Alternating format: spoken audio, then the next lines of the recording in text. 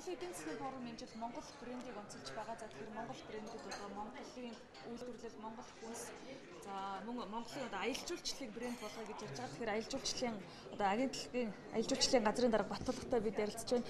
Ер нь аялал жуулчлал бол сүүлийн үед манайх нэлээд их анхаарлаа хандуулж байгаа. Гэхдээ брэнд болж чадаагүй л байна л да. Ер нь хаанаас эхлэх ёстой гэж та жишээлбэл өнөөдөр эдийн засгийн форумд оролцохдоо бодсон байна. За тэгэхээр өнөөдөр эдийн засгийн форумд аялал жуулчлалыг одоо нэг салбар уралдаан болгоод онцгойлж авч үзэж байгаа нь бол энэ салбарын одоо экспортын үйлдвэрлэлд үзүүлдэг онцлог шин чанарыг үр нөлөөг одоо бодиттой ордон хэмжээ гэж одоо бид нар үзэж байна.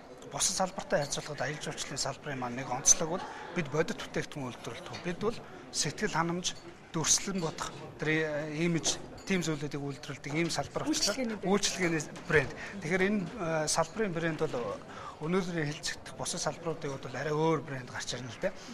Тэгэхээр бид нэр сэтгэл ханамжийг жуулч одоо Монгол гэж хэлэхэд одоо юуг төсөөлдгийг ямар брэнднүүдэнд нь буудгийг гэдгийг одоо салбарынхантайгаа хэлцээд хэрвээ энэ тал дээр одоо аль нэг одоо сөрөг дүр төрх имижүүд юм уу одоо сөрөг одоо бүтээгдэхүүн брэндүүд байвал тэрний найл болох бууруулах эерэг байгаа зүйлүүдэд илүү тодтогч гаргаж ирэх тухай ярилцсан л да өнөөдөр. Тэгэхээр одоо жишээлбэл Австрали гэхэд биднэрт аборигенчүүдийн соёл, одоо Сиднейн Дөрийн театр, за эсвэл одоо материал хэлсэн бүтээгдэхүүн ч юм уу ингэж гарч ирдэг шиг Монгол гэж хэлэхэд юу нүдэнд нь буух уу, яаж одоо сэтгэлдээ одоо жуулчдын татах уу гэдэг тал дээр голчилж ярина. Түрүүн бас ерөнхий сайд илтгэлийнхэн дурдсан анхаалтын нөгөө үндэстнүүдийн брэнд индекс гэж. Тэгээ энэ дээр бас судалгаа хийгээд үзэхээр улс орнуудын брэнд имиж бол брэнд индекс, брэнд имиж бол маш удаан хугацааны туршид доктортой хадгалагддаг. Тэгэхээр энэ доктортой хадгалагддаг энэ имижийг өөрчлөх эсвэл одоо шинээр гаргаж ирэх гэдэг бол маш их цаг хугацаа болоод хөрөнгөж шаардсан асуудал. Тэгэхээр бид бол одоо байгаа өөрсдийн одоо хинтж байхгүй дахин давтагдчихгүй давуу талыг хадгалсан энэ брэндүүдийг илүү тодтогч гаргаж ирэх талаар ярих болов уу гэж бодож байна. Ерөнхийдөө ихний нээлттэй илтгэлтэй хэлэхдээ ер нь Монгол брэнд гэдэг дээр бол одоо тэр байглаараа байх тийм ээ натурал байх гэдгийг илүү их тодтох байхаа гэдэг. Ер нь энэ бол яг аялал жуулчтай холбогдох хамгийн гол шууд холбогдно тий. Ерөөсөө жуулчч Монголыг яаж сонирхож байна гэхээр хүний үйл ажиллагаанд дуртай хонгон байгаль суурин соёл иргэншилтэй холбогдоог одоо нүүдэлчдийн соёл ахуй тэрний одоо хонслон шинжийг л сонирхож судалж байгаа шүү дээ. Ирж байгаа. Тэр нь татагдж байгаа. Энэ бол яхаарахгүй монголчуудын гадаадын жуулчдыг татах давуу тал дээр суурилсан брэнд бий болохын боломж гэж ингэж харж байна. Өнгөрсөн хугацаанд бид яагаад аялал жуулчлалыг ер нь дөрвтөө хөгжүүлж чадсангүй вэ? Гэхдээ сүүлийн хэдэн жилд ямархуу өсөлт гарсан ер нь? 3 аялал жуулчлалын дэлхийн нийтийн аялал жуулчлалын өсөлт бол дунджаар 4% байгаа.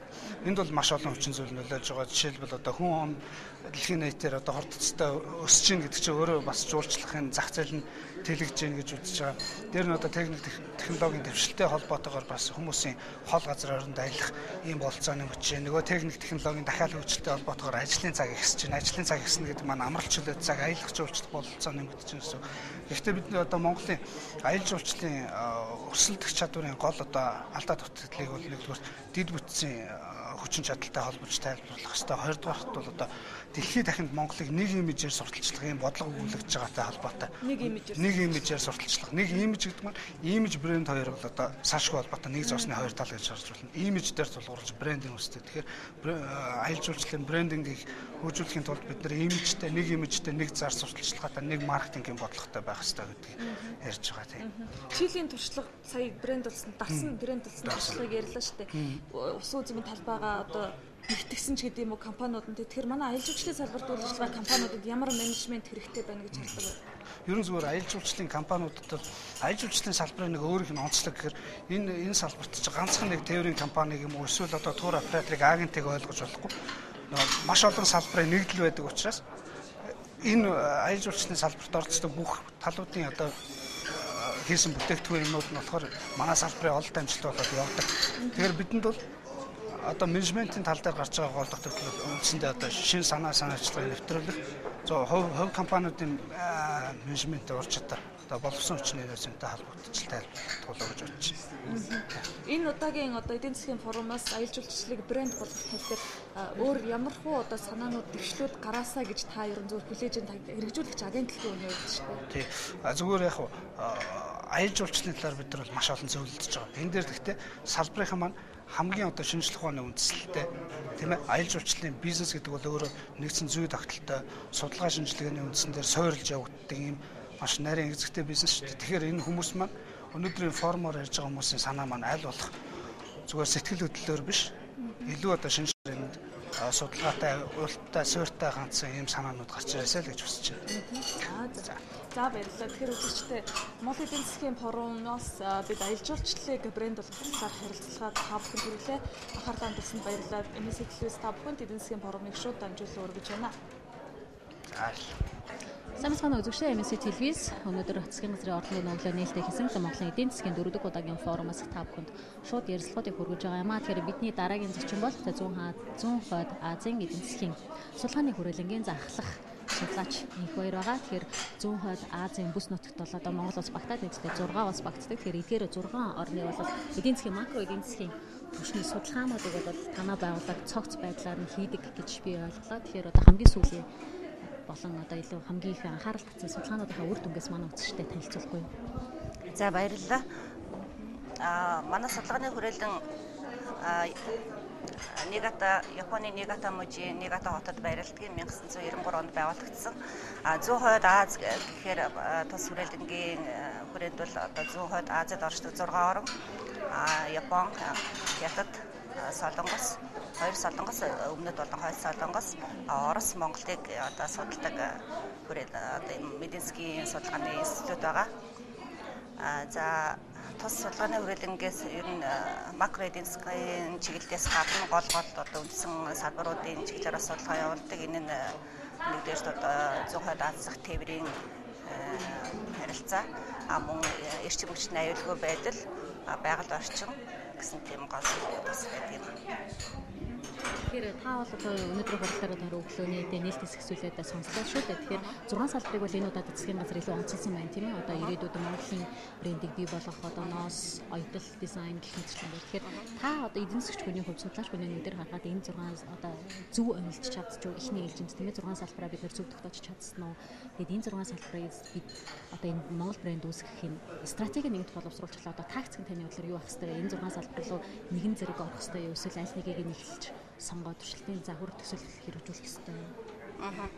За энэ удаагийн яг эдийн засгийн чуулганд бол яг анх удаа оролцож байна л доо. Энэ 2011 оноос хойш эхэлсэн билүү дээ тийм ээ. Тэгээд энэ удаагийн сэдв нь яг үнэхээр чухал цаг олсон сэдв. Тэгээд Монголын брэндүүдийг сонгосон салбар нь ч гэсэн тийм одоо буруу салбар гэж хэлэхгүй. Ер нь бол зөв салбар.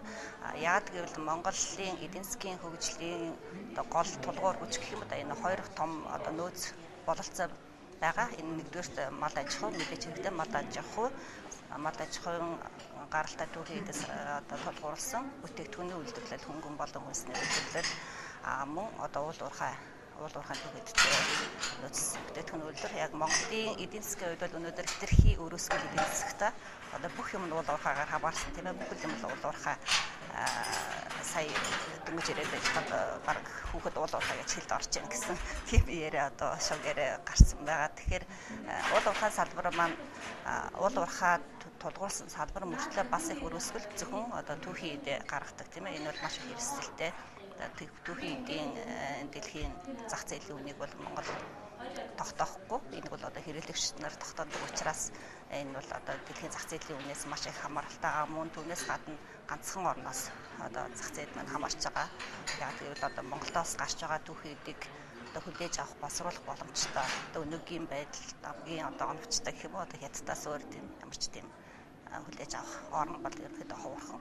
Бусад зүүн хойд Азийн одоо манай хөрш орнууд гэхэд яг тийм одоо баяжмалаараа ч гэх юм одоо түүхий болон хагас боловсруулсан баяжмал хүлээж авдаг тийм орнууд бол бас их ховорхон тийм үү. Оросын холбоо улсууд өөрөө түүхийдээ экспортлогч учраас манай Монголын түүхийдэг бол нэг аваад байх тийм одоо юу гэдгийг хэрэгцээ байхгүй ч юм уу тийм ээ. Хятад, Япон, Солонгос, Японы хувьд тэгэхээр одоо ийм хагас баяжуулсан ч юм уу одоо манайхаар шорот гэх юм уу тийм ээ. Тэр түүхийдээ бол тиймийг боловсруулаад хүлээж авах тийм үйлдвэрлэл байхгүй. Тэсэндээ кокс нүүрснээс өөр бол одоо тийш техникийн зах зээл рүү гарах тийм боломжтой түүхийдээ яг өнөөдрийн байдлаар бол Монголд байхгүй.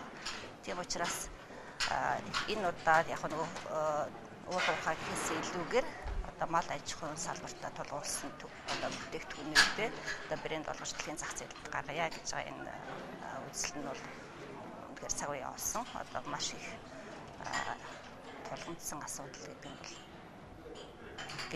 бол одоо зөв юм байна гэж үзэж байгаа.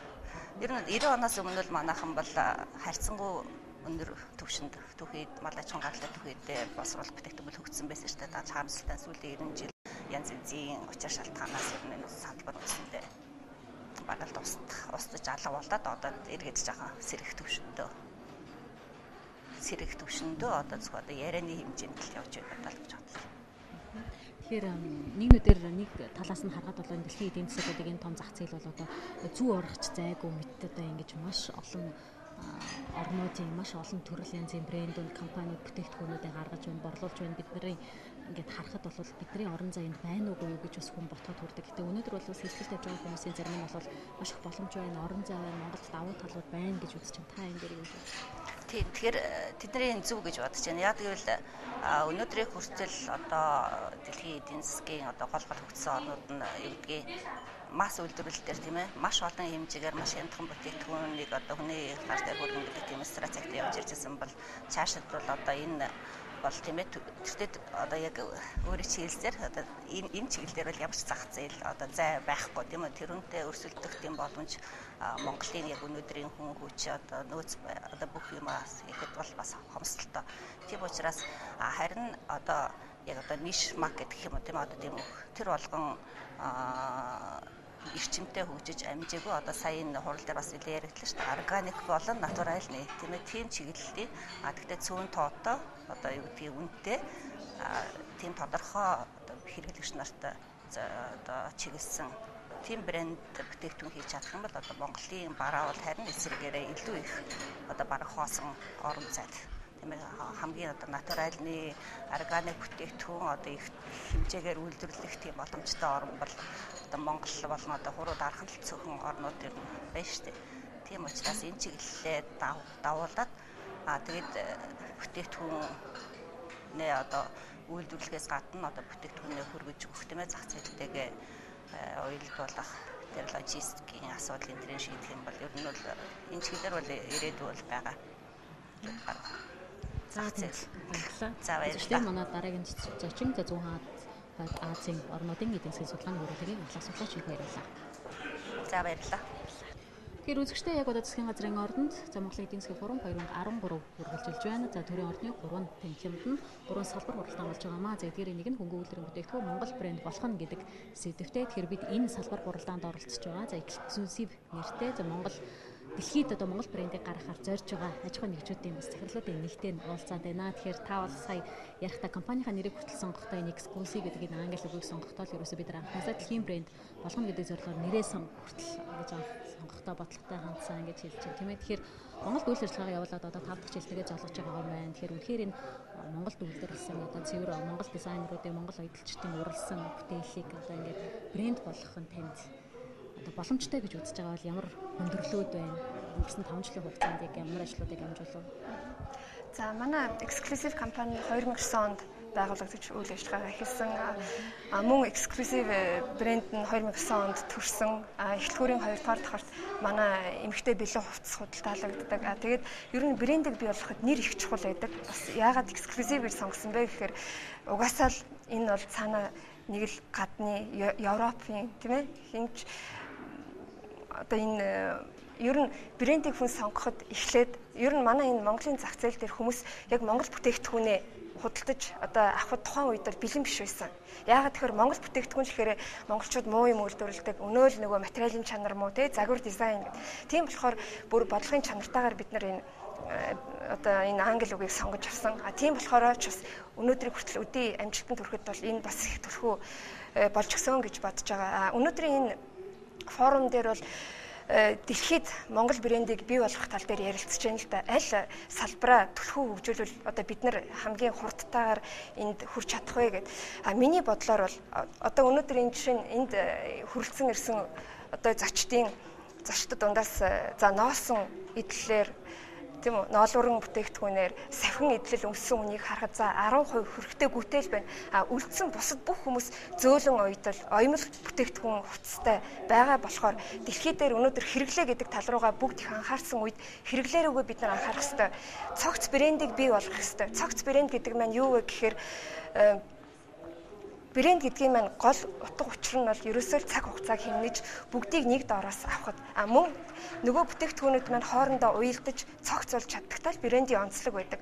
Тийм болохоор бид үндэсний нэг ийм томоохон брэндтэй болчих юм бол өнөө одоо яригадаад байгаа ноос, ноолуур, арьс ширэн бүтээгдэхүүн, гутал, цүнх бүгд дагаад хөгжинэ.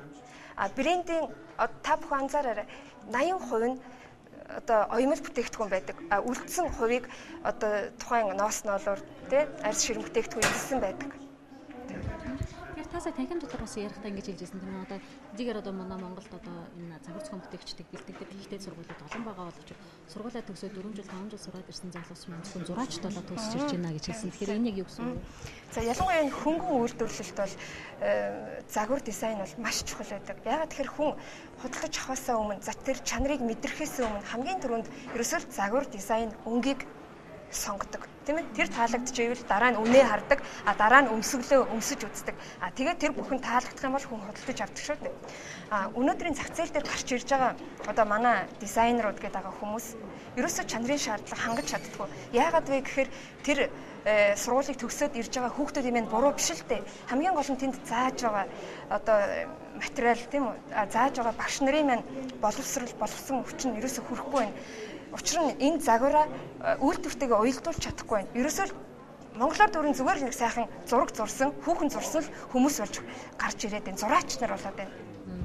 Тэгэхээр танай салбарын хувьд одоо энэ оёдол загвар гэдэг энэ салбарын хувьд бол одоо Монголд бол зах зээл төдийлөн хангалттай биш гэдгийг энд хүмүүс ярьж байна. Тийм ээ. Тэгээ бидний одоо хувцснуудыг гэл шошгон дээрээс нарахад made in China, made in Vietnam, made in Sri Lanka гэдэг энэ Азийн хүн ам олонтой хэрнээ дэд бүтэн сайн хөгжөөгүй орнууд бол яг энэ салбар дээр бол илүү их хөгжсөн юм уу да гэж харагдаж байна. Тэгэхээр таны одоо энэ Монголын дэлхий рүү гарна гэж байгаа энэ том одоо зорилгод чинь одоо юу саад болж байна та өрсөлдөгч орнуудаа өрсөлдөгч газруудаа юу гэж харж байна?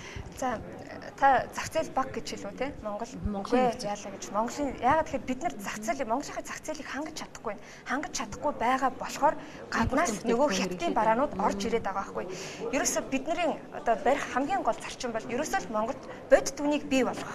Бодит үнийг бий болгоно гэдэг маань юу вэ гэхээр одоо энэ бидний одоо жоохон брэнд гэж нэрлэдэг тийм үү? Одоо энэ хам бүрэгдээ, Max Mall эднэрт байгаа брэндүүд маань одоо гаднаас орж ирж байгаа бүтээгдэхүүнүүд маань дандаа 2-3 дахин одоо нуглагдсан хөөрөгдмөл үнэнүүд байдаг.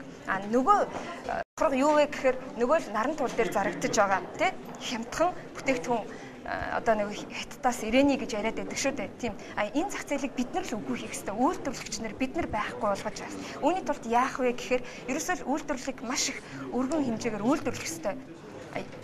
Одоо Бээжингийн үнэнд хүртэл бид нар барих ёстой, барьж чадна. Ийм боломжч байгаа. Энийг одоо сүүлийн 4 жил бид нар судалж байна. Тэгэхээр бид нар Монголынхаа зах зээлийг эхлээд хангах хэрэгтэй. Хангаж иж дараа нь бас тий нөгөө том Европын зах зээл рүүгээ гарна, дэлхийн зах зээл рүү гарна гэж ярих хэрэг. Тэгэхээр хамгийн эхэлж бид нар Монголынхаа зах зээлийг хангаж, Монголынхаа одоо энэ зах зээлийг бодит үнэнд хүргэх ёстой. Үүнд бол одоо бид нар л хийж хөдөлмөрлөх ёстой. Үүнийг нь яг төрмөнд дэмжих хэрэгтэй. Нөгөө хууль эрх зүйн орчингийг бүрдүүлчих хэрэгтэй хаа л гэж бодож байна.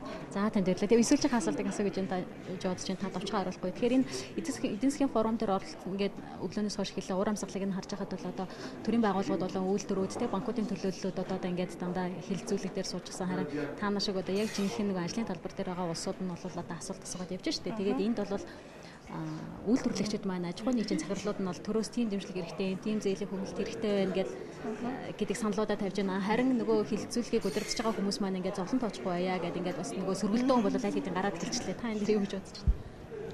Ер нь бол үйлдвэрлэл явуулахад хэцүү байдаг л да. Үйлдвэрлэл явуулдаг хүнийг үйлдвэрлэл явуулдаг хүн маань л ойлгодог бах гэж би боддог. Үйлдвэрлэл явуулахад маш их хөрөнгө мөнгө хэрэгтэй байдаг. Яагаад тэгэхээр нөгөө түүхийд одоо жишээ нь Zara H&M дээр яаж одоо брэнд болоод ингээд байна. Ерөөсөө л нөгөө түүхийд материалаа тэд нар захиалж үйлдвэрлэдэг. А бид нар ч гэсэн дэлхийн брэнд хэрвээ болё гэж ярьж байгаа бол бид нар өөрсдөө одоо тэр үйлдвэрт энэ даавыг үйлдвэрлээд өгөөч ээ гэж бид нар одоо хэлж захиалгаа өгнө шүү дээ. А тэхийн тулд биднэрт мөнгө хэрэгтэй байгаа. Өнөөдөр бол яг өнөө маргааш шиг ингээд яг бид нар болж ийн л та. Гэхдээ бид нар зөвхөн хүмүүсийн үйлдвэрлэсэн даавнаас бид нар даавуугаа аваад одоо юм хийгээл тэрнийг нэг гоё болгочих юмсан, тэг хүнд хүрчих юмсан гэдэг одоо зүдэрч штэ. Хэрвээ яг тийм боломж нь одоо нээгдчих юм бол бид нар хүснээрээ даавуу материалаа үйлдвэрлүүлээд ёстой ч нөгөө брэнд гэдэг маань бий болно л гэж бодож байна. За танд баярлалаа. Таны ажил амжилт хүсье. Та бүхэн ч гэсэн баярлалаа. Тэгэхээр үзэгчдийн Монголын эдийн засгийн форум яг одоо төрийн ордонд үргэлжилж байна. За энэ форум дээр бол брендийг хэрэглэгчид бий болгодоггүй, харин брендийг зааж буй нэгжүүд үйлдвэрлэгчид өөрсдийнхөө санаачлаар манлайлсаар бий болгодог юм аа гэдгийг тунхаглаж байна. За ийм бид аж ахуйн нэгжүүдийн төлөөлөл болгож за эксклюзив компани захирал майцгийг та бүхэнд оролцууллаа. MSC төлөв за төрийн ордноос Монголын эдийн засгийн форумыг та бүхэнд шууд дамжуулан өргөж эдийн засгийн форумд оролцож байгаа хүмүүсийн санаа бодлыг сонсож байгаа. За тэгэхээр Монголд одоо үйлдвэрлэсэн бүтээгдэхүүн яаж брэнд болох вэ гэдэг дээр үйлдвэрлэгчид маань хамгийн гол нь юу бодож санаж байна вэ? Тэдэнд одоо юу хэрэгтэй байна? Ямар гарц хэрэгтэй вэ гэдэг дээр бид санал сонсож байгаа юм. За энэ удаад бол бид Монголын носон бүтээгдэхүүн үйлдвэрлэгчдийн холбооны гүйцэтгэх захирал Эрдэнэттэй ярилцж байна. За тэгэхээр Монголд бол брэнд болох маш олон боломжууд байна гэж байгаа тийм ээ. За ноолор бол мэдээж одоо бараг брэнд болцсон гэж баг хэлж байна. Ноосон дээр чухам ямар боломж байна? Бид нар ч одоо Хаваашаа малынхаа бүхэл төрлийн ноосыг ер нь ашиглах боломжууд нь гараад байгаа шүү дээ. За тэгэхээр ноос бол өөрөө маш стратегийн бөгөөд дэлхийд одоо чухал ач холбогдолтой түүхийд. За ноосоор бол юу хийдэг гэхээр зэрэг онгоцны дулаалгыг одоо ноосоор хийдэг. Дэлхийн одоо 1 номерын машин. Тэр машины бас доторлогоог бол ноосоор хийдэг. За бидний бүх өмсөж байгаа хувцас бол бүгд ноосны орцтой. Ноосны орцгүй хувцас гэж бол байдаг. Тэгэхээр ноос бол өөрөө маш их өндөр ач холбогдолтой ийм бүтээгдэхүүн. Тэгэхээр өнөөдөр бас энэ чуулган дээр брэнд бүтээгдэхүүн гэдэг энэ асуудал яригдж байна. Ерөнхий сайд бас илтгэлдээ бол Монгол ноосон даавуу гэж бас яригдсан. Энэ бүгд бол бас манай ноосны холбооны хийсэн ажил бас илтгэлүүдэнд урьдчилсан. Тэгэхээр 2011 онд бас төр засгаас улсын хурлын 30 дугаар тогтоол гэж гарсан. Энд одоо үйлдвэрлэгчид малчдыг бол хооронд нь холбосон ийм тогтоол гарсан. За энэ тогтоолтой уялдаад манай ноосны холбоо бол шинээр байгуулагдсан. Бид өнөөдөр хот хөдөөгийн одоо 257 аж ахуйн нэгжийг нэгтгэсэн ажиллаж байна. За энэ тогтоолын дагуу бас бид нэгдээд Монголын ноосыг 2012 онд одоо 90 гаруй хувийн бол үндэсний үйлдвэрүүд автсан. Тэгэхээр бол одоо урамшуулт гаргасан. Энэний үр дүнд. Тэгэхээр энэний үр дүнд бол нэгдээд одоо би сая 90 гаруй хувийн авцсан гэдэг бол бид нь бол томоохон алхам хийцэн байгаа. Нэг талаараа. За нөгөө талаараа бол бас бид нь одоо хувцсаа хийх, ноосон хувцсыг даавуу хийх энэ анхныхаа үйлдвэрийг бол бас ашиглалтанд оруулсан. Тэгэхээр Монголд бол одоо нарийн номерын хувцас хийгдээгүй. Тэгэхээр бид нар хөгжингүй орны техник, технологиг оруулж ирээд одоо 48-аас 80 номерын хувцас хийх юм үйлдвэрийг одоо сая 12 оны 2 сард бол ашиглалтанд өгсөн. Тэгэхээр одоо удахгүй бид нь бол одоо Монгол хоньны ноосоор хийсэн даавуугаа өмсөд эхэлнэ. Ийм байна. За хамгийн гол нь одоо брэнд гэдэг маань дэлхийн хэмжээнд хүрч очсон чанартай, дэлхийн хэмжээнд хүмүүст танигдсан байх ёстой тийм ээ. Дэлхийн хэмжээнд хүмүүс хэрэгэлдэг гэдэг маань одоо маш өргөн зах зээлийг хамарсан. Бидэнд ийм болохын тулд юу хэрэгтэй вэ? За энд оролцож байгаа хүмүүс бол евро стандартыг одоо нутагшуулахдаа хамгийн түрүүнд одоо энэ ноос ноолорын бүтээгдэхүүн рүү оруулъя гэж ярьж штэ. Бид нар тийм стандартад очих тийм бол хугацаа хэрэг. За тэгэхээр ер нь бол энэ дэлхийн стандарт, дэлхийн энэ нийцсэн юм хийнэ гэдэг бол бас тийм амархан асуудал л. Тэгэхээр бидэнд бас нэг боломж байгаа. Бидэнд ямар боломж байна? Бид нь бол ийм түүх идтэй хүмүүс. Тэгэхээр дэлхийн хөгжсөн одоо орнууд байна. Тэр орны технологи техникийг бид нар оруулж ирж иж тэд нартай хамтарч иж брендийг гаргах ёстой. Яагаад гэвэл тэдэнд түүхийд нь байдгүй. Бидэнд бол түүхийд нь байж идэг учраас бидэнд тэгэхээр хамтарч хөгжиж энэ брендийг бол гаргах ёстой гэж би нэг талаараа тэгж манай холбоо үзэж байгаа. За нөгөө талаараа бол бас төр засгаас бодлогыг одоо бас зөв дэмжиж энэ брэнд бүтээгдэхүүн энэ үйлдвэрлэл төргөн хөгжинэ. Брэнд төргөн гарч ирнэ. За энэ бол одоо бас төр засгаас сүүлийн үед зөв бодлого их барьж байгаа. Тэгвэл Чингис бонд гэдэг одоо бондын зээл оруулаад ирсэн тийм ээ. Тэгэхээр энийг яаж өгөх гэдэг асуудал дээр одоо үйлдвэрүүд бас зээлтэй байж байгаа тийм ээ. Тэгэхээр дахиад зээл өгөхдөө төрөөс одоо тэр тодорхой хувийг нь бол одоо хөнгөлж батлан даах хэрэгтэй. Миний бодлоор бол 50% хувийг батлан дааж иж тэгээд батлан даана гэдэг бол оруулж ирэх гэж байгаа тэр тоног төхөөрөмжөнд нь хийх гэж байгаа худалдаа тавцсан түүхийдэд нь барьцаа бас гаргаж боломжтой. Банк хяналт тавиад энэ зээлийг олох боломжтой. Дахиад хууль зүйн орчин бүх орчныг бол одоо бас тохиромжтой болгох хэрэгтэй. Ингэж бол одоо саяын ярьсны дагуу брэнд бүтээгдэхүүн гарах боломжтой. Тэгэхээр энд хүрэхийн тулд бол одоо бүх талын хувийн хвшлэл одоо төр засгийн хамтарсан бөгөөд зөв шийдвэрүүд гарч хэрэгжсэний үр дүнд бол бий болно. Тэгээд сая миний хэлснээр бол гадаадын бол дэвшингүй технологиг заавал оруулж ирэх хэрэгтэй. Тэгжээж бид нар энийг бий болгоно. Энийг яаж оруулж ирэх вэ? Манай хувийн хвшлийнхаа өөрсдөө оруулж ирэх үү?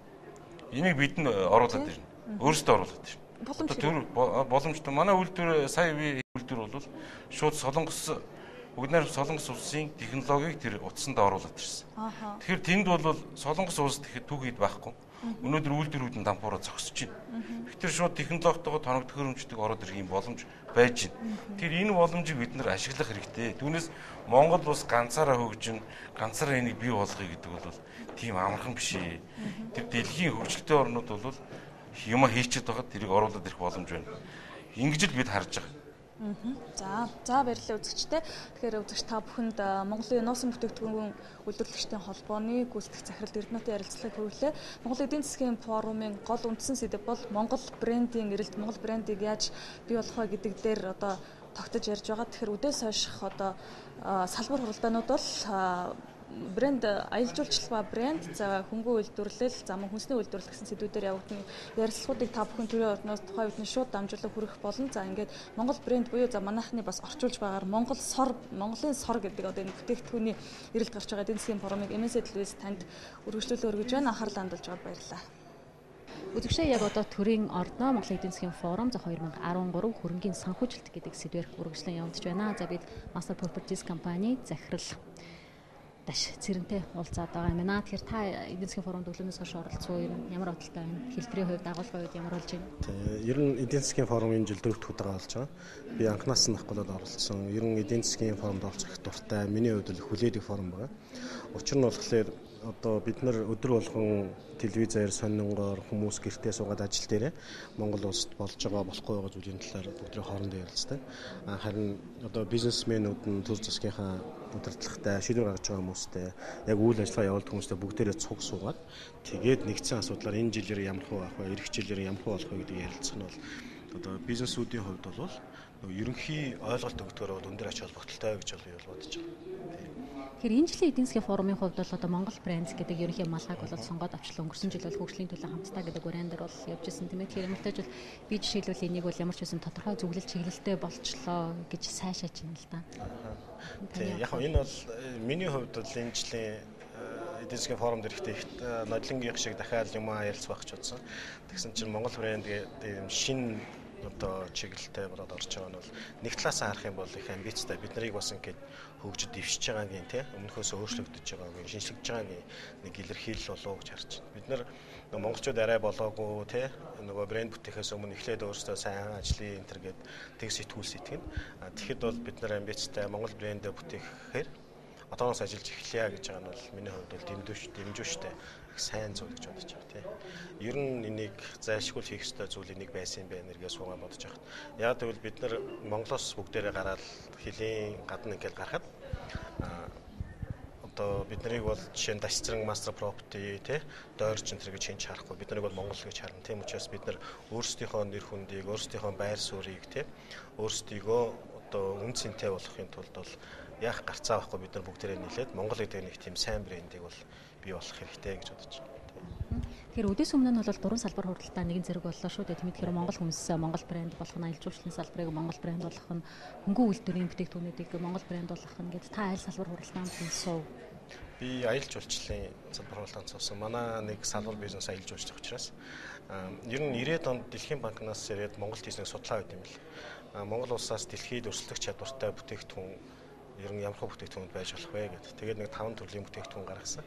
Тэрэн дотроо ихэвчлэн мал аж ахуйд суурилсан. Тэгээд байгалийн одоо өмнө тагшин байгаль гэдэг юм уу да их том хэмжээний нутаг дэвсгэртэй энд суурилсан бүтээгдэхүүнүүдийг тэр судалгаагаар гарсан байсан л да. Энэ бол монголчууд дотроо хийгээд бие биендээ зарах биш. Монголчууд бүгдээрээ нэгдэж хийгээд дэлхийд бид нар Монголын брэнд, Монгол гэдэг нэрээр Made in Mongolia гэж зарах тэр брэндийн тухай ярьж байгаа. Тэгээд өнөөдөр ирээд энэ харж байхад бол манай одоо өрсөлдөх 5 одоо брэнд бүтээх 5 салбараа гэж байгаа нь бол Дэлхийн банкны судалгаатай ойролцоо харагдаж байгаа нь бол надад их сайхан харагдаж байна. Аялал жуулчлалын бизнес бол яа харахгүй их чухал бизнес. Ер нь бол ирээдүйн 50 жилийн дэлхийн хамгийн том одоо аж үйлдвэрийн салбар. Аялал жуулчлал бол одоо бол аж үйлдвэрийн түвшинд яригдаж байгаа. Аж үйлдвэрийн том салбар бол хамгийн их хөгжих салбар нь аялал жуулчлал гэж үздэг. Тийм болохоор одооноос бэлтгэлтэй, бодлоготой болохгүй байгаа зүйлээ яриад тэгээ явж байгаа нь их зүйтэй л гэж бодож байгаа. Үдээс өмнөх салбар хуралдаан дээр бол болохгүй байгаа зүйлээ яриад шинээр хийж байгаа зүйлээ бүгдээр ярьцгааж ирлээ. Энэ бол би дэвшил гэж бодож байна. Тэгэхээр аялал жуулчлалын салбар дээр сая Хэвлэн бай хурлал одоо Инглиз сайд бол бас товч мэдээлэл дүгнэлт хийлээ тийм ээ ямар санаачлалууд гарав юу яригдав гэдгийг. Тэгэхээр сэтгүүлчдийн хувьд бол зүүн болохоор хүнддэг сэдвийн нэг бол яалтч аялал жуулчлал байдаг. Тэгээд өнгөрсөн зун гэтэл би тэр одоо нийслэлийн аялал жуулчлалын газрын мэргэжилтнүүдтэй уулзаад манай аялал жуулчлалын салбарын цаашдын одоо хандлага чиглэл нь юу юм бэ? Одоо бид нар хаашаа харах хэрэгтэй вэ гэдээ асуухад бол хар хорныг одоо түшиглэж бид нар гадаад аялал жуулчлалаа хөгжүүлэх ганц гол бааз маань бол хар хорон байх юм а гэж ярьж байсан. Гэтэл өнөөдөр бол энэ хар хорон гэдэг нэр огтлонч дурддагдсангүй тийм ээ. Тэндээс би бол нөгөө л сонгуулийн өмнөх болон хойнох бодлогууд орвонгоор өөрчлөгддөг нөгөө төрийн бодлогын залгамж халаан байхгүй боллоо гэдэг юм энд харагдаж байна. Би болохоор ийм бодолтой.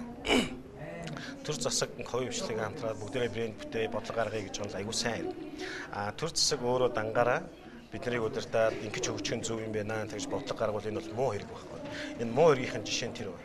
Одоо бид нар ингээ айгүй тайван байгаад бодох юм бол жишээ нь Японы брэнд гэж юу байгаа юм бэ? Бид нар Toyota, Hitachi гэдэг өөрөөр хэлбэл Японы хүчрхэг үйлдвэр, хүчрхэг бүтээгдэхүүнүүдээр нь Японы брэнд болж байгаа байхгүй. Өнөөдөр Монголын тогтсон брэнд юу вэ? Чингис хаан.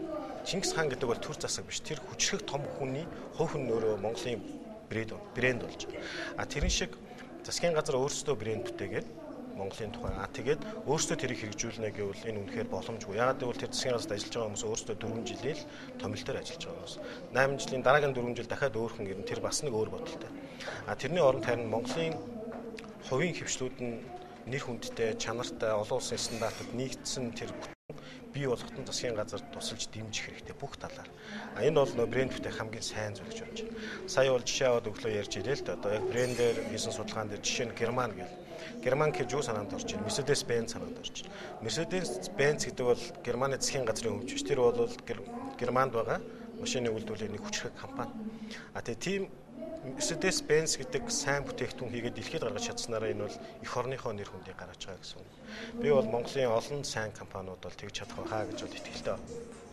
Тэгэхээр та бол одоо энэ брендийг үүсгэгч нь бол гол манлайлагч нь бол хувь хүчин байна л гэсэн дүгнэлттэй байна. Ер нь нөгөө дэлхийн хөгжсөн өөрхөн түүхэн тэрлээ. Яг нь Америк маягаар явбал жишээ нь Америкууд дэлхийн дээр дэг журам тогтоох маягтай ч гэдэм үү те нөгөө арчил хүний эрхийг одоо олон улсуудад хүлээн зөвшөөрүүлдэг ч гэдэм үү тэгвэл нэг юм засгийн газрын маягийн брэндүүд бол харагдаж байгаа. Нөгөө Америкийг бол хүчрхэг тийм аримтай зэрэгтэй, Орос бол хүчрхэг аримтай зэрэгтэй гэж харагдаж байгаа. Тэгтэл дэлхийд тийм олон одоо зүгээр ингийн үгээр хэлбэл ат маань олон том дарга, олон нэг айлд бол 3-4 аав ээж байх бол магадлал багтай.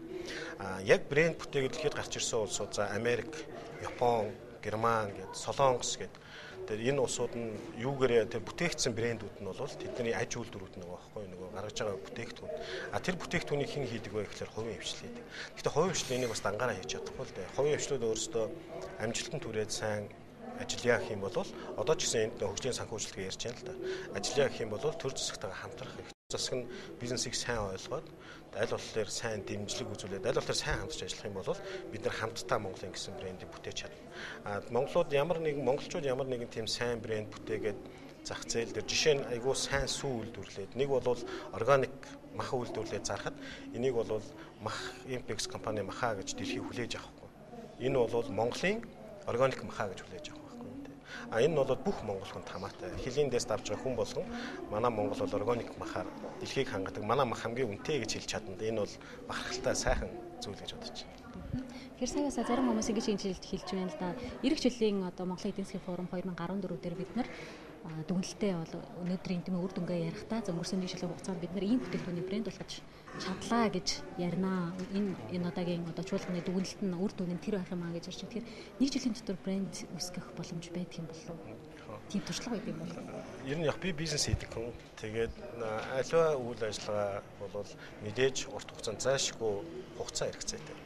Гэхдээ хугацаа хэрэгцээтэй тэр хугацааг хэр урт уу хэр бага уу гэдэг бол хэр сайн төлөвлөлтөө шалтгаалж байгаа. Тэгэхээр бид нөгөө урт хугацаанд бий болох юм аа гэдэг энэ жилдээ их ач холбогдох гэж бас болохгүй. Тэгэхээр бид нэг жилийн дотор ерөө хамтраа тавьвал их олон зүйлийг бүтээж чадна гэж бодож байна. За танд баярлалаа. За баярлалаа. Үзэгчдээ MSC телевиз төрийн орноос та бүхэн Монголын эдийн засгийн форум 2013-ыг шууд хүргэж байна. За үзэгчдээ анхаарлаа хандуулж байгаад баярлалаа. MSC телевиз Монголын эдийн засгийн форумыг төрийн ордноос шууд дамжуулан өргөж байна. За яг одоо бол хөгжлийн санхүүжилт гэдэг салбар хуралдаа нэгдсэн хуралдаа одоо явагдаж байна. Улсын хурлын гишүүн Дэмбэрэлтэй бид эхлээд энэ сэдвээр ярилцсан. За дараа нь хоёулаа бас форумын гол сэдв болоод байгаа брендийн талаар ярилцъя тийм ээ. Тэгэхээр хөгжлийн санхүүжилтээр нэлээд их асуудлууд гарч ирж байна. Ялангуяа одоо хөрөнгө оруулалт банкны асуудалтай холбоотой тийм ээ. Банкнаас гарч байгаа зээл хувь хүнд чалгайг, аж ахуйн нэгжтэй чалгайг, орон сууцны чалгайг болчлоо гэж байна. Тэгэхээр таны хувьд ер нь хөгжлийн санхүүжилтийг энэ форумд оролцоод юу гэж харав? Анхудаа хөгжлийн санхүүжилт гэсэн тэрний нэр томьёог одоо үндэсний хэмжээнд энэ хэлэлцүүлэгт оруулж байна л дээ. Тэгэхээр хөгжлийн санхүүжилт гэж бүх юмыг хамаад бүх санхүүжилтийг хамж ярьж болохгүй. Юу юм гэдгийг эхлээд тодорхойлох хэрэгтэй. Аз нохомд олон хөгжлийн санхүүжилтийн байгууллага гэдэг байдгийг одоо мөдгөн 4 сард танхимтай хамтарч хурал хийх гэж. Хөгжлийн санхүүжилт гэдэг нь хүний илүү сайхан амьдрах чадварыг аманд хүний амьдрах орчин, дэд үтсийн талаас нь, байгаль орчны талаас нь тухайн хүний одоо боловсрол мэдлэг, эрүүл мэнд, бизнес эрхлэх тийм ээ, эдийн засгийн энэ бүх талаас нь бодолцож хийдэг санхүүжилтийг урт зөрөөс зориуд тусгай мөнгөний бодлогоо өөрчлөх замаар, тодорхой оруулах замаар ингэж мөнгөний болон сангийн бодлогоор ингэж дэмжих санхүүжилтийг хөгжлийн санхүүжилт гэдэг. Тэгээс хөгжлийн банк гэж байгуулчаад тэр нь одоо том зам санхүүжүүлээд гэтэл мянган жижиг дунд бизнесийн намайг санхүүжүүлж өгөөч гэж хэсэд хилээд дуугаад байхад нь банкны хаалга татуулдаг санхүүжилтийг л хөгжлийн санхүүжилт гэхгүй л. Тэгэхээр миний ярих гэж байгаа сэдв хөгжлийн санхүүжилтийнхаа эхлээд сэдвүүдээ гол. Ягаад жижиг дунд бизнес өнөө хүртэл бондын санхүүжилтэнд орсонгүй вэ? Ягаад жижиг дунд бизнес хөгжлийн банкны санхүүжилтэнд орохгүй байна? Ягаад өнөөдөр бид жижиг дунд бизнесийн санхүүжилтийг маш чухал асуудал гэж ярихгүй байна. Сая дөнгөж Монголын банкуудын холбооны болтол голтой зөвөрлөл хэлж явах шүү дээ. Тийм ээ. Тэгэхээр тэднийхэн бол зөв яваад. Гэтэл мөнгөний бодлого нь өөрчлөгдөг ба шүү дээ. Мөнгөний бодлогыг өөрчлөх гэдэг энэ зээлийн хүүгнийг оронтой тоонд оруулъя гэдэг. Энэ нь яагаад бол хүмүүст энэ тийм ээ оролцоотой одоо яриад байгаа шүү дээ. Оролцъё гэдэг.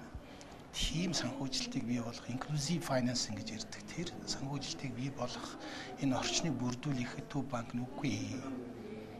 Зүгээр л инфляцийг намд ор төвшөнд оруулж тэнгууд доошоо тэгэл буучна гэж ярьдаг үст.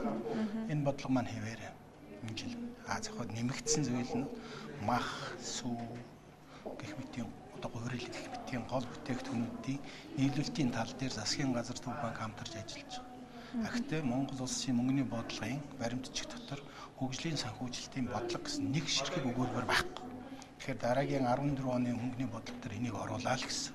Хэрвээ энэ форум зүгээр л жилдээ ирж шилждэг биш. Үнэхээр юм ярьсан юм дараа жилдээ хэрэгждэг бол дараа жилийнхаа бодлогын баримтчгууд тусгалаа болоод явдаг бол энийг оруулнаа л гэсэн. Хөгжлийн санхүүжилтийн тусгай байгууллага явуулж байна. Гэхдээ энэ зөвхөн арилжааны банк хөгжлийн банк гэсэн үг. Хөгжлийн банк нь жижиг дунд үйлдвэрлэлийг хандах ёстой. Дээр нь арилжааны банкнууд сая хэлж шүү дээ. Дунд болон урт хугацаанд хөгжлийг санхүүжүүлэх. Сайн сайхныг санхүүжүүлнэ гэдэг нэг банкны өн дээр байдаг шүү дээ. Тэрнтэй адилхан тэр сайн сайхныг богино хугацаанд санхүүжүүлэх. Дунд хугацаанд дорж гэдэг иргэний амьдрал, дорж гэдэг бизнес эрхлэгчийн амьдрал нь дээшилж идэг, бизнес нь өсөж идэг ийм зүйлийг санхүүжлэх, хөгжлийн санхүүжилт. Энийг хөгжил гэж нэрлэдэг. Хөгжил гэж хоосон ярьдаг учраас аваа санхүүжил шаардлагатай учраас энэ талын бодлого институцүүдийг бий болгох гэсэн. Бидний өнөөдрийн гол сэдв одоо Монгол брэнд шүү дээ тийм үү. За брендийг бий болгохын тулд үүнийг санхүүжилт хэрэгтэй. Гэтэл одоогийн байдлаар манай брэнд гэж яриад байгаа ялангуяа хөнгөн үйлдвэр тийм эдгээр чинь жижиг дунд үйлдвэр гэдэг ангилалт яваад байгаа юу? Ер нь бол яг өнөөдрийн бас сэдвээ биднээс нэг жоохон буруу тайлбарлаад байна л. Үндэсний брендинг гэсэн ойлголт байгаа. Энэ маань тухайн улсын улс төрийн эерэг дүр төрх, эдийн засгийн өрсөлдөх чадвартай дүр төрх, түүх, соёл, урлаг, спортын дүр төрх чадвартай, өрсөлдөх чадвартай дүр төрх. Энэ бүхнийг цогцоор нийлүүлээд үүнийг санхүүжүүлэх, хөгжлийн санхүүжүүлэхийн тусгай бүтэцтэй. Тэгээ энэний үр дүнд нь Монгол улс нэг бүтээгдэхүүн гэж үзвэл энэ бүтээгдэхүүний чанарыг дэлхийн бусад улс орнууд мэддэг.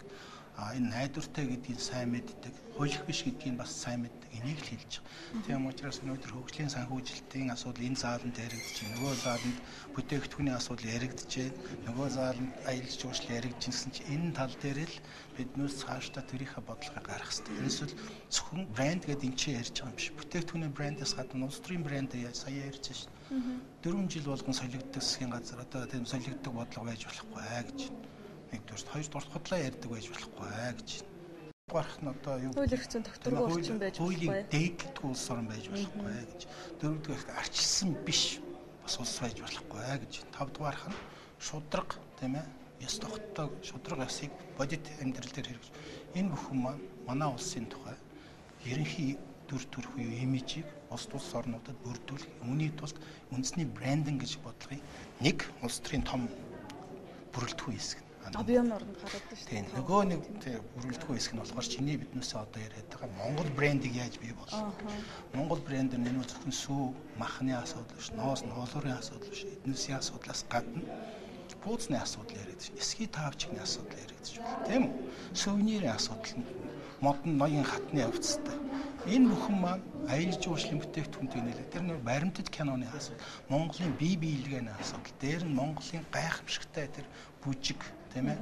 Тэгээ балет энэ орчин үе энэ бүхэн чинь нийлээд креатив буюу одоо бүтээлч аж үйлдвэр гэж нэрлэгддэг болсон. Энэ маань өөрөө үндэсний брендингийн нэг бодлого.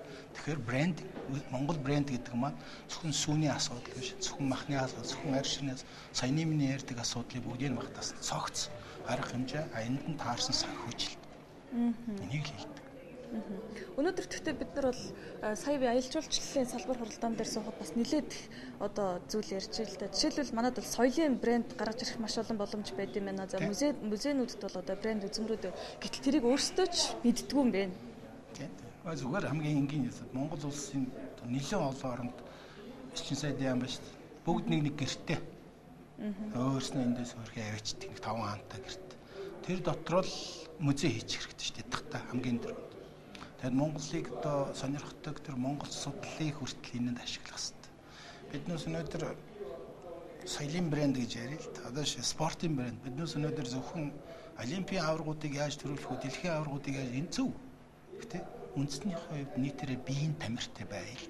Энэ бол Монгол хүний Монголыг үндэстнийх нь хувьд брэнд болгож байгаа. Ерхөөрөө чирэг, эрүүл чирэг биетэй Монгол залуучууд, Монгол хүмүүсийг ингэж гаргаж ирэх өсөглөө тийм сайхан эрүүл тийм. Энэ бол тэр соёлын брэнд, тэр биеийн тамир, спортын брэнд гэдэг чинь нэг хэсэг нь. За яг хөгжлийн санхүүжилт гэдэг сэдвээр эргээд ороход таны бодлоо 2014 онд үүнийг бодлогодоо тусгаад гэх юм бол мөнгөний бодлогодоо ч юм уу бас тодорхой тусгаад гэх юм бол төсвийн зохицуулалтанд оруулчвал тийм ээ. Гэхдээ бидэнд ийм боломж байна уу? Байлгүй яах вэ? Байлгүй яах вэ?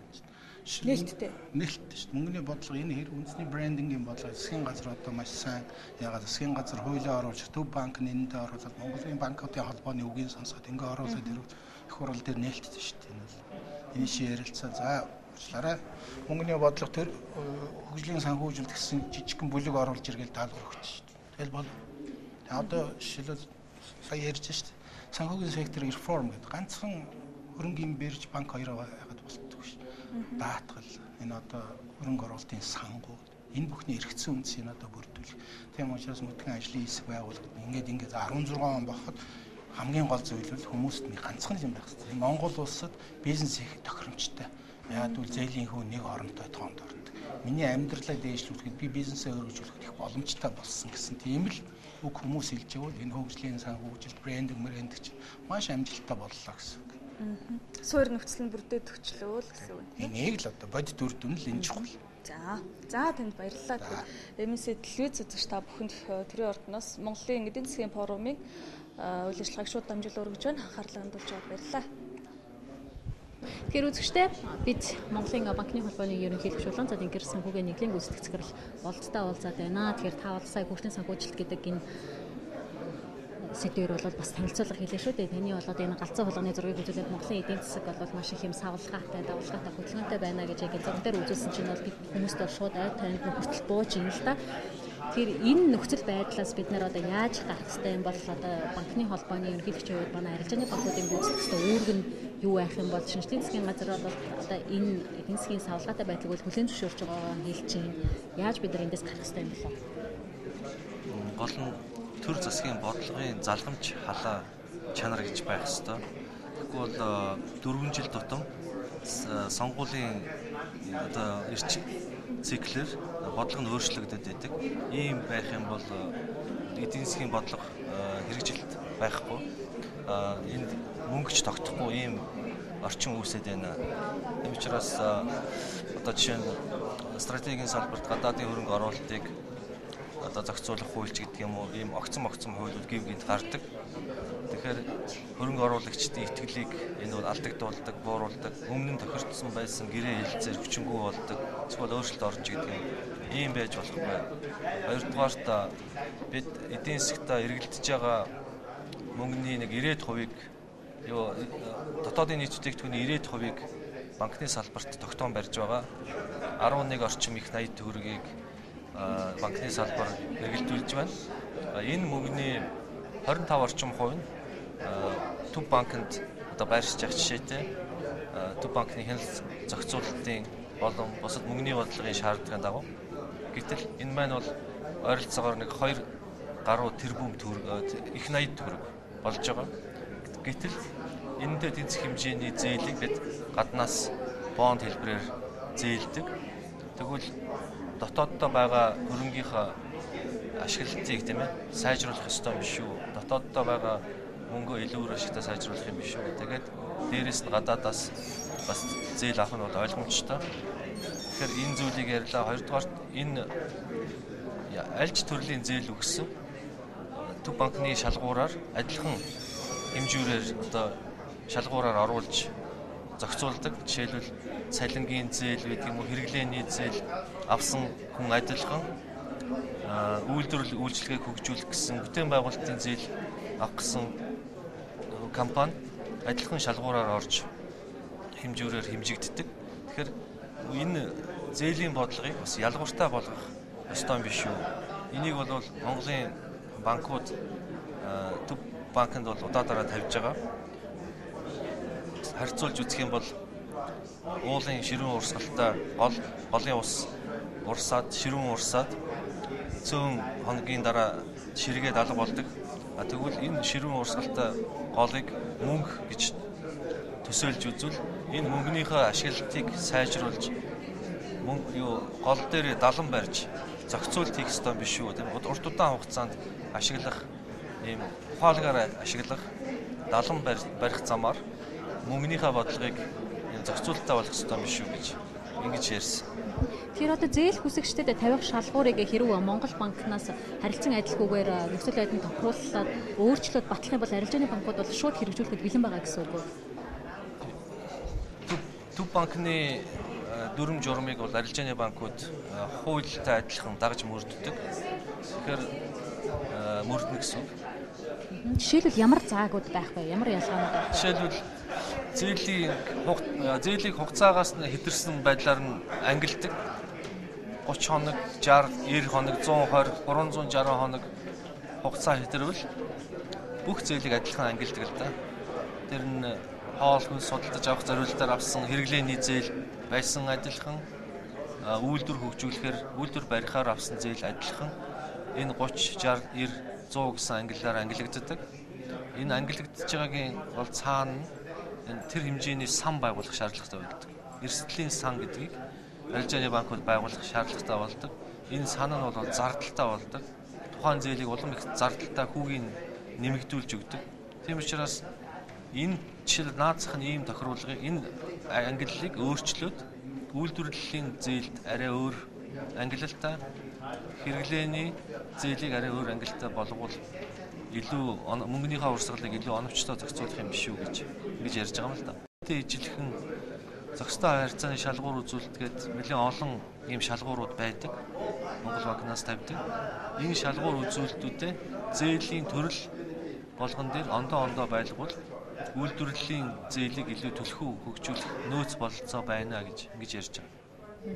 Тэгэхээр ноолуураар бүтээгдэхүүн үйлдвэрлэх компаниудын төлөөлөл бол сая түүхийн үедээ бид нар барьцаалаад арилжааны банкудаас зээл авах хүсэлтэй байна. Яг гэвэл бидний одоо хэрэглэх тоног төхөөрөмж бол бага мөнгөөр үнэлэгддэг учраас бид хэмжээний зээлийг авч чадахгүй байна гэж хэлж байгаа. Мөн үүнтэй адилхан хөдөө аж ахуйн салбарт бизнес эрхэлдэг хүмүүс маань бид нар газраа барьцаалаад бэлчээрээ барьцаалаад өндөр хэмжээний зээл авах хүсэлтэй байна гэж хэлж байгаа. Тэгэхээр арилжааны банкуд энэ төлөв судалгаа хийжсэн болов энэ боломжтой санал мөн үү?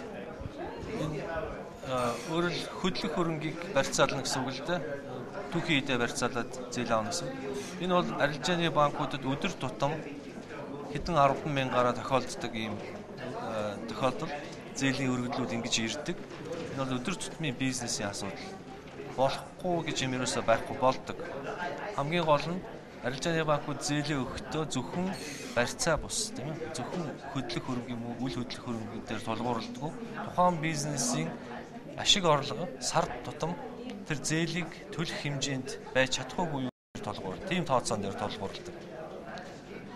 Ноосоо барьцаалаад зээл авсан боловч орлого нь байхгүй бол мэдээж хэрэг зээлээ төлж чадахгүй шүү дээ. Тэгэхээр тэр тооцоог үндэслэж арилжааны банкуд зээлээ өгдөг. Арилжааны банкуудын зээл бол эцсийн ард түмний мөнгө шүү дээ. Хадгаламжинд ард иргэд мөнгөө хийгээд тэр банкнд итгэж хийгээд тэр итгэлийг эвдэхгүйгээр банкуд цааш нь үйлдвэрлэл үйлчлэгээ эрхлэгчдэд зээлж байгаа явдал тийм ээ. Тэгэхээр тэр мөнгө үргэлж шамшигдах ёсгүй. Хадгаламж эзэмшигчд бүрэн бүтэн байдлаар амлсан хүүтэйгээ нэмээд буцаагаад өгөх чадвартай байх хэрэгтэй тийм ээ. Тэгэхээр ихэвчлэн иргэд банкуудыг үүн дээр хатуурах гэж байна гэж ярьдаг. Хүний мөнгийг, иргэдийн мөнгийг аваад нөгөө иргэд зээлжүүлж байгаа юм чинь хатуурхаас өөр замгүй. Тэгэхгүй бол хүний мөнгийг шамшигдуулж болохгүй шүү дээ тийм ээ. Дээрээс нь үл хөдлөх хөрөнгийг барьцаалах хууль гэж Монгол улсад гараад хэрэгжээд бүртгэдэг байгууллага нь бий болоод олон жил болж байгаа боловч хөдлөх хөрөнгийг бүртгэдэг хууль нь байхгүй, байгууллага нь байхгүй байж байна одоо хүртэл. Энэ юу гэсэн юм бэ гэхээр үл хөдлөх хөрөнгөтэй цөөхөн хүмүүс тийм ээ хүмүүст одоо зориулсан хууль нь төрүүлж гараад хөрөнгө мөнгө муутай үл хөдлөх хөрөнгө гэдэг бол байшин барилгаас бусад хөрөнгийг л хэлж байгаа шүү дээ. Баг зэргийн тоног төхөөрөмж байдаг юм уу? Баг аврын тоног төхөөрөмж бусадтай хийсэн гэрээ хилцэлж байж болно, өглөг авлагч байж болно. 5-10 хувьцаа эзэмшиж ивэл тэр хувьцаа хөдлөх хөрөнгө болно. Мөн түншлэн унж байгаа машин хүртэл хөдлөх хөрөнгө болно. Тэгэхээр ард түмний дийлэн хэсэг нь ийм хөдлөх хөрөнгөтэй байгаа нөхцөлд хөдлөх хөрөнгийн хуулийг төрүүлж гаргах нь уулын зөв бодлого байсан. Олонход үйлчлэх ийм хууль эрх зүйн орчин бүрдээгүй одоо хүртэл байж байна. Тэгэхээр энэ хуулийн төсөл 4-5 жил явж байгаа. Хаанаас боловсруулад явж байгаа юм бол олон улсын байгууллагуудын тусалцаатаагаар боловсруулсан Европын хөгжлийн банк, Цэргийн Мосголтын банк, олон улсын санхүүгийн корпорацийн техникийн тусалцаатаагаар Монгол банк, хууль зүйн яамны хүмүүс боловсруулад 4-5 жил болж байгаа. Энэ хуулийг даруй баталж гаргах нь бол манай олон ард иргэдийн зээл авах боломжийг нэмэх юм байна. Тэгэхээр хууль эрх зүйн орчин бүрдээгүй учраас одоо арилжааны банкуд тэр хөдлөх хөрөнгөд тавих хяналтаа бүрэн гүйцэд тавьж чадахгүй учраас эрсдэлтэй гэж үзээд зээл олгоход бол тийм дуртай биш байгаа. Гэхдээ олгохгүй биш олгодог. Хөдлөх хөрөнгийг барьцаалаад хамгийн гол нь сар тутам, улирал тутам орж ирэх орлогыг нь барьцаалаад ингээд зээл олгож байгаа. Тэгэхээр одоо би таны сүүлийнхээ асуултыг энэ банкны салбар болон нөгөө брендтэйгээ холбож асуух гэдэг юм л да. Одоо Швейцарын банк гэж хүмүүс их ярьдаг тийм ээ. UBS гэж жишээлбэл дэлхийд нэр хүндтэй банкуд байж байна. Тэгэхээр Монголд бас энэ сүүлийн 20 жилийн хугацаанд бол арилжааны олон банк сая яг 20 банк дампуурсан гэж бас яригдчихээн. Гэхдээ олон банк бол үйл ажиллагаагаа тогтвортой явуулж байна. Тэгээд энэ банкны салбар брэнд хоёрын одоо холбоо сүлбээг нь бид нар яаж бий болгох ёстой Монгол тийм Монголын банкуд Азад за дэлхийд биш юм ахад эхний ээлжид 100% Азад ч юм эсвэл 100% Азад брэнд үйлчлэгийг үзүүлэх боломж байгаа юм. Ер нь бол тийм мөрөөдөл банкуудын дунд байдаг. Эрдэмтэн судлаач гэсэн Монгол улсыг Азийн Люксембург болгохын юмсан гэж бас их ярьдаг тийм ээ. Даавар сонссон баг. Тэгэхээр сэтгэлийн үзүүрт мохорт тийм бодол байж болно л доо. Тэгэхээр тэрний төлөө бид нар мэдээж хэрэг ажиллах ёстой. Хамгийн гол нь тийм олон улсын түвшинд ажиллаж чадах банкны салбарыг бий болгохын тулд хүний хүчин зүйл маш чухал. Манай банкны салбарын ажилчид, мэрэгжилтнүүд олон улсын түвшинд өрсөлдөхүйц хэмжээнд очиж байж тэгээд дээрэс нь банкны санхүүгийн нууцлалыг чанд сахих тийм хууль эрх зүйн орчин найдвартай хамгаалах тийм орчин бий болж иж манай улс эзэн нэгэн цагт Люксембург байдаг юм уу Сингапурын банкны салбартаа өрсөлдөх хэмжээнд очих юм байна. За танд баярлалаа. Тэгэхээр үзэгчдээ бид та бүхнийг Монголын банкны холбооны ерөнхийлөгч болон за Тэнгэр санхүүгийн нийтлийн гүйцэтгэх захирал болцтой уулзууллаа. Бид та бүхэнд за хөгжлийн санхүүжилт болон за Монголын банкны салбарын үйлчлэгээ за брэнд болох боломжтой гэдэг сэдвээр ярилцлаа өглөө. За Монголын эдийн засгийн форум дээр өнөөдөр брэндтэй холбоотой сэдвүүд болон за хөгжлийн санхүүжилтийг яаж цааш тавьж явах вэ гэдэг асуудал яригдсан. Тэгэхээр бид үйлдвэр хөдөөж байгаа яамны хөнгөн үйлдвэрийн бодлогын хэрэгжилтийг зохицуулах газрын дараа Баярмаатай аяуд ярилцж байна. За ер нь бол хамгийн гол нь хөгжлийн санхүүжилт дээр гэдэг маань эргээд өнөөдрийн гол сэдэв болоод байгаа Монгол брендийг өөрөө яаж санхүүжүүлэх вэ? Тэр маань болохоор манайхны одоогийн яг төвшөнд авч зөв жижиг дунд үйлдвэр болчиход тах шиг байна л та. За танаа газрын хувьд бол та энэ газрын даргын хувьд энд суугаад оролцож явах тэр нь юу болж харав эндээс? За энэ удаагийн арга хэмжээ маань яг Монгол брендийг яаж бий болох вэ? Монгол брендийн эрэлт гэсэн багийн сэдвтэй их айтайхан дарга хэмжээ болж байна л да. Гэхдээ брэнд өөрөө бий болчдгоо. Брэнд хүн бий болгодог. Брэнд өөрөө одоо гинт энэ ашигтай юм байна гэдэг бас гараад ирдэг. Энийг бол нийгмийн захиалга болон нөгөө хэрэглэгчдийн өөрсдийн эрэлт нийлүүлэлтээс шалтгаалж бас бий болгодог. Энийг бол хүн хийдэг. Тэгэхээр энийг бас гаргахын тулд маш олон одоо асуудлууд шийдвэрлэх шаардлагатай. Өнөөдөр эдийн засгийн форум дээр бид нэр сая хөгжлийн санхүүжилт гэдэг асуудлыг ярьлаа.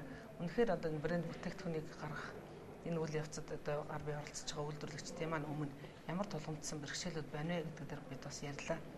Энэ дээр одоо бид дурдах юм бол маш олон үйл ажиллагааг явуулж болно. Тендерийн асуудал байна, жижиг дунд үйлдвэрийн сангийн асуудал байна, зээлийн асуудал байна. Тэгээд банкнаас арилжааны банкнаас зээл авахд бас их бэрхшээл хөндөрлүүд гардаг. Тэгээд байнга жил болгон нэгэн байдлаар бонд юм урамшуулах үсээд тэрний цаг хугацаанд оролдоод одоо ингээд авч чадахгүй хүчнээ хойшлоод ингээд явдаг. Эргээгээ тэр нь бас үйлдвэрлэгч нартай дарамт болох.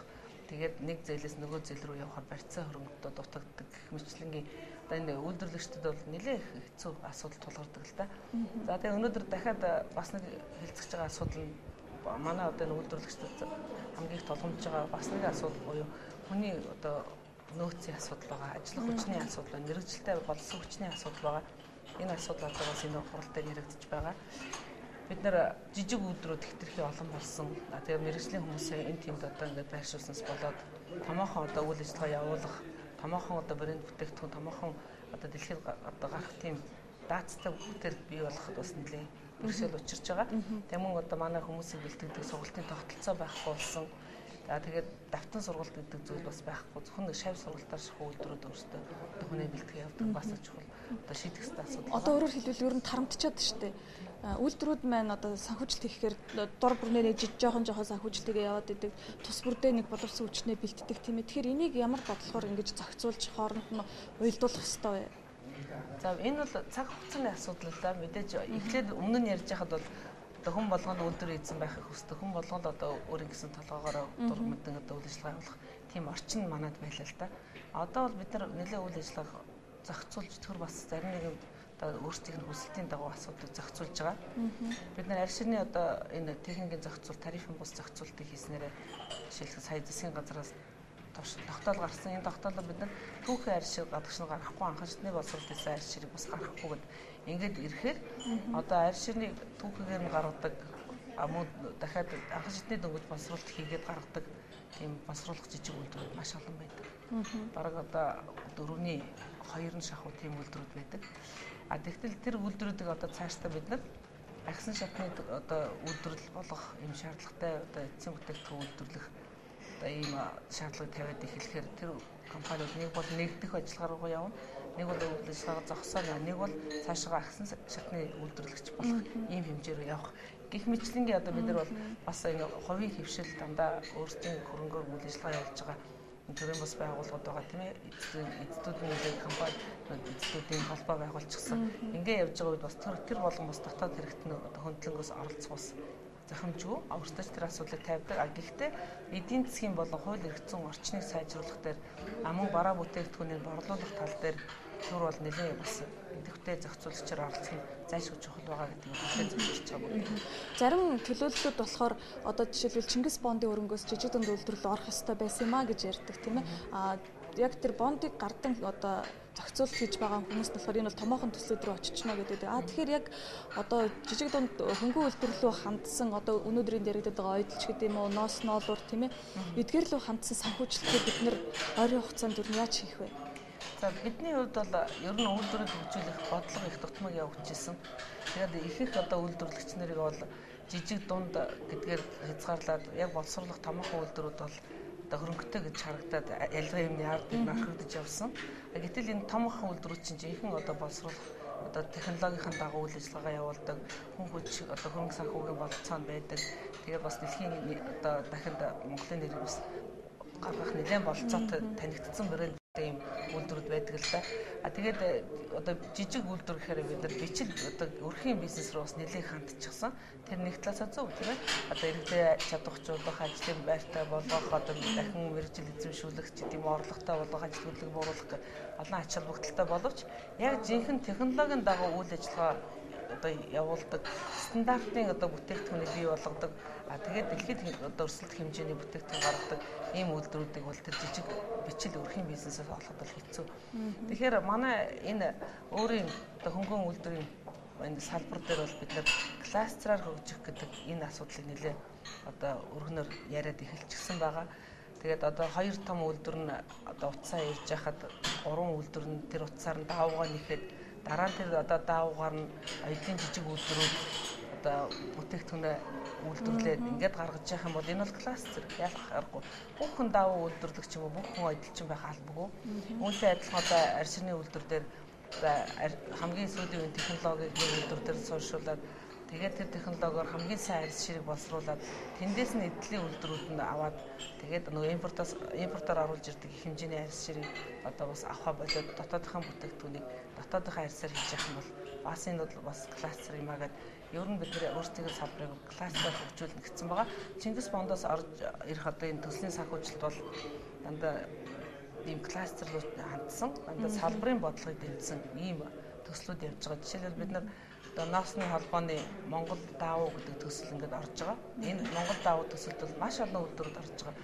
Энэ дээр одоо ноосыг угаагаад, самнаад, ээрдэг үйлдвэрүүд нь ингээд бүгдээрээ орж энэ 2.5 сая даавууныхаа одоо их усрыг бий болгоно шүү дээ.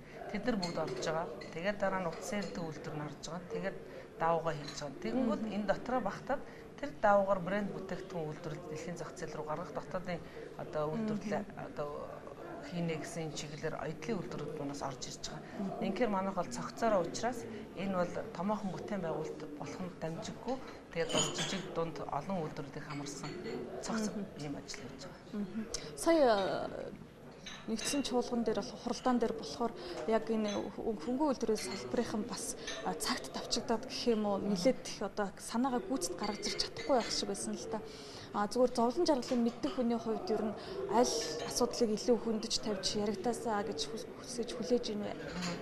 Бидний хувьд бол одоо сая намар үйлдвэржилтийн шинэ нэрийн үе гэдэг маш том арга хэмжээг бас салбарынхаа хэмжээнд зохион байгуулсан. Энд арь шир, ноос ноолор, мод, сабагла, бодол, хими, хүнд үйлдвэрийн гэдэг маш олон үйлдвэрлэлийн бүх одоо салбарынхныг хамарсан, олон удаагийн хилцүүлэг явагдсан, олон удаагийн салбар хуралдаанууд явуулсан. Эндээс бид нар Монгол улсын одоо үйлдвэрийн байршил чиглэлийг тодорхойлох болон хууль эрх зүйн орчныг сайжруулах гэсэн ийм чиглэлийн бас ажлын хэсэг 4 яамны сайдаас ингээд батлаад ингээд бас ажиллаа явуулж байгаа. Тэгэхээр манай яг энэ хөнгөн үйлдвэрийн бодлогын бичиг баримтыг боловсруулахад бол ерөнхий тулгымдсан асуудлууд бол тодорхой гарцсан байж байгаа. Энэ формон дээр юу ярьж байгаа гэхээр бид нар энэ яаж брэнд бүтээгдэхүүн болгох вэ? Энэ бүх асуудлуудыг шийдэхин тулд бид нар төр засагтайгаа хамтарч юу хийх вэ гэдэг одоо жинхэнэ төр засагтайгаа хамтарч нэлээд олон талаас нь бүх одоо энэ төвшний удирдлагууд нь оролцоод тэгээд мөн хандивлагч орнууд болоод энэ одоо донор орнууд энэ элчин сайдын яамдууд нь оролцоод ингээд олон талаас ярьж байгаа нь өшөө бидний нөгөө ажлын дараагийн одоо хамгийн өндөр шатны арга хэмжээ гэж бид нар үзэж байгаа. Тэгэхээр энэ санхүүжилтийн асуудал бол үнэхээр хүнд байдаг. Жид болгон л бонд гараасаа ч гэх юм уу тийм ээ. Жижиг дунд өдрийн сангаас эсвэл баг үедээ зээл өгөөсөө гэл тэгэл одоо эсвэл зээлийн хугацаа маш богино өгдөг. 1 жил ч юм уу 2 жилийн хугацаанд бол үйлдвэрлэл бүтэн ажиллаад одоо ашиг өгөх боломжгүй байдаг тийм ээ. Тэгэхээр манай үйлдвэрлэгч нарын одоо хүсэж байгаа хүлээж байгаа юм юу вэ? Зүгээр байнгын одоо санхүүжилтийг гаргаж идэг. Хэн чадсан нь одоо санхүүжилтээ авч идэг. Тэр тогтолцоо бий болоосай. Зүгээр цаг үеийн ийм одоо байдлаар аргацаах ажлыг одоо нэг нэг тий одоо нэгэн санаал нөгөөтөнд гуугаад нөгөөт нь өгч идэг. Ингэхгүйгээр одоо ямар нэгэн бидний байнгын санхүүжилт банк байх юм бол тэгэл бид нар яг банкнаас тэргүй зээл авч байгаа юм чи тэр бүх зээлээ шалгуурыг даваад тэгэл зээлээ одоо төслийн санхүүжилт явах боломжтой юм аа. Гол нь тэр банк нь одоо нэг урт хугацаатай арай бага хүүтэй ийм зээл олгодог байвал их зүгээр юм. Тэгээ бишөө зээлийн нөгөө батлан даалтын сан тэгээ барьцаалах хөрөнгө гэдгээр энэ олон асуудлуудыг бас давхар шийдэх шаардлагатай юм аа. Тэгэхгүй бол одоо эхнээсээ жижиг дунд өдрийн газраас багахан хэмжээний зээл авчихсан үйлдвэрүүд байгаа. Бондын зээлнээс авчихсан үйлдвэрүүд ноос налуурн дээр байгаа. Эднэр маань нөгөө дахиад ачаараа нөгөө л арилжааны банкнаас зээл авдаг. Тэгээд барьцаа хөрөнгөндөө хамаг хөрөнгөө тавьсан учраас дараагийнхаа одоо зээлийг авах гэхээр бас их хүндрэлтэй байдалд орчдөг. Ингээд аливаа газар нь зөвхөн шийдэл гал унтрах биш, цогцоор нь бодлогоор шийдэл явуучих юм бол биднэрт маш их боломж байна. Маш их одоо хүсэл эрмэлзэл байна гэдгийг бол манай үйлдвэрлэгчдэр хэлж байгаа. Тэгээд энэ арга хэмжээнд зориулаад бид нар бас багахан хэмжээний бас энэ үзэсгэлэн зохион байгуулсан байгаа. Монголоос бас брэнд болж олон нийтэд танигдаж чадхаар юм чанартай бүтээгдэхүүнүүд бидэрт дэлгэн тавьсан байгаа. Эндээс харахад манайханд үнэхээр боломж байна гэдэг нь олон хүмүүс хараад шагшин гайхажсэн. Аялал жуулчлалын салбар дээр за бас хоол хүнсийн салбар дээр тодорхой нэг нэр төрлийг сонгож авсан байна л да. За жишээлбэл аялал жуулчлал гэхэд үлэг гөрүүлийн аялал жуулчлалыг брэнд болгоё. За аль эсвэл одоо шуутай холбоотой шууны ажилт гэдэг юм Монгол тийм давуу тал боломжууд байна гэдэг. Хөнгөн үйлдвэрлэл дээр яг тийм сонгож авсан нэг төрөл байна уу? Одоо эсвэл аль эсвэл бүгднгийн нийтэд нь орчиж гэнэ үү? Аль эсвэл яг гутлыгч гэдэг юм уу те? Одоо нэг юугч гэдэг юм уу тэгж сонгосон зүйл байна уу? Одоо чуулганд зориулж судалгаа ямар нэгэн байдлаар хийсэн үү? Байлгүй хоо. Манайх чинь хоёр янзаар ер нь брендийг бий болгох боломжтой юм гэдэг яриад байгаа. Нэг бол нэг төрлийн бүтээгдэхүүнээр одоо энэ арьс байж болно, ноос бол бас байж болно, ноолуур байж болно ч гэдэг юм хоёул гээд. Инх юм бол одоо зүгээр нэг бүтээгдэхүүнийг л бид нар одоо сурталчилсан болж байгаа. Энийг бид нар одоо Азийн хөгжлийн банктай хамтарсан Монголын брэнд бүтээгдэхүүн бий болгох гэсэн төсөл ажлын хэрэгжил эхэлчихсэн. Монголын хаан ширхэх буюу Монгол Noble Fiber гэдэг нэртэй нэгдсэн тийм хамтын одоо барааны тэмдэгтэй бүтээгдэхүүн гаргах гад манай ноосных, ноолуурынхан тэгээд дээрэс нь одоо сарлаг тэмээний одоо ноос хөврөд одоо бүтээгдэхүүн үйлдвэрлэгчтэй маа ингээд энэ ажилд аль хэдийн орчихсон. Бид нар хамгийн гол нь олон улсын чанартай лабораторийг Монголд бий болгоод тэр нь болохоор олон улстай идэвхжлэгдсэн байгаад баталгаажаад дараа нь гацсан лабораториор бүтээгдэхүүнүүд дандаа шинжилүүлээд чанарт тэнцсэн бүтээгдэхүүнийг бол бид нар тэр нэрийн дор нэг нэрэн дор гадагш нь гаргах юм болцоотойгоор ингээ хийгээ явж байгаа. Тэгээд өшөө бас нэг өөр нэг манай нэг компани, ажлын компани нэг эксклюзив гэдэг компани байгаа. Тэр компани болохоор одоо Zara, H&M гэдэг одоо дэлхийд нэлээд алдартай компаниудын бас бүтээгдэхүүнийг хөлийн чандад оёж исэн юм туршлагатай. Тэгэхээр заавал нэг ноолуураар бид нар дэлхий рүү гарах биш. Одоо эксклюзив гэдэг нь сүлжээ дэлгүүрийг бий болгоод тэнд нь Монголын одоо бүтээгдэхүүнүүдээ гутал, хэвс одоо хүүхдийн хувцас, эрэгтэй эмэгтэй хүнийг том хүний хувцас оёдлоороо болон сүлжимлэр тийм ээ арь ширэн бүтээгдэхүүнүүд бүгдийг яг эксклюзив нэрээр гаргаад ингээ борлуулах боломжтой юм аа гэд одоо өөрсдөө тийм бас санал дэвшүүлээд явж байгаа. Бас яг энэ саяны дээр нэр туссан бүтээгдэхүүн үйлдвэрлэгч нартайгаа бас ярилцаад эксклюзив нэрээр одоо гадагш нь гаргая гэдээ бас энэ төр ингээд яриа явж байгаа. Энэ бол үйлдвэрүүд нь дандаа өөрсдөө нэг хувийн үйлдвэрүүд, хувийн эзэдийн өмч байдаг учраас өөрсдөө бас санаачлаад юу хийх нь бол өөрсдийнх нь бас идэв санаачлагын асуудал байгаа. Тэр бол гол төлөв дэмжлэгийг одоо бид нар үзүүлэх, тэр сайхан гарсан үйлчлэл санаачлагыг дэмжих, одоо хууль эрх зүйн болоод эдийн засгийн орчиныг сайжруулах энэ бүх ажлуудыг хийх үүрэгтэй гэж бид үзэж байгаа. За баярлалаа, танд амжилт хүсье. MSC телевиз төрийн ордноос Монголын эдийн засгийн форумтай холбоотой ярилцлагуудыг та бүхэнд шууд дамжуулан өргөсөөр байна. За хэсэг хугацааны дараа дараагийн ярилцлагыг бас бид үзүүлэх болно. Анхаарлаа хандуулж бод баярлалаа үзэгчдээ.